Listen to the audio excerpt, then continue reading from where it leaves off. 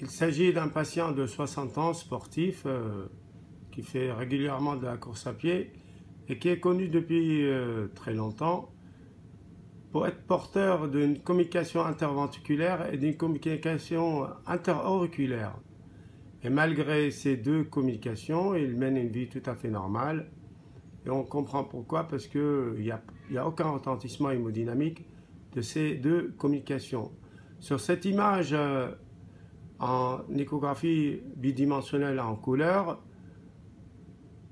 on est en 4 cavités, on voit le shunt au niveau du septum interventriculaire. Il s'agit d'une petite communication de type périmembraneuse avec le shunt ici à la base du septum, avec un shunt qui va du ventricule gauche vers le ventricule droit.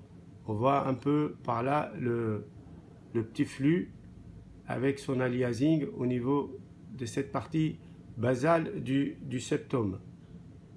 Voilà, là avec une image arrêtée, on voit très bien le shunt de gauche à droite qui passe à travers le septum interventriculaire à sa base.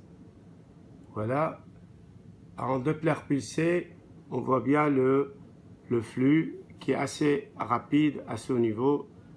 On est en Doppler pulsé, donc ce flux est confirmé.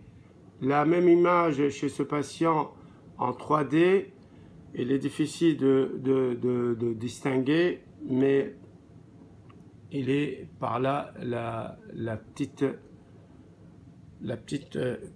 communication qui peut être visualisée un peu en tournant le septum en 3D. Et voilà l'image centrée sur le septum interauriculaire et on voit cet aspect bombé du septum un peu anévrismal qui va plutôt vers l'oreillette droite.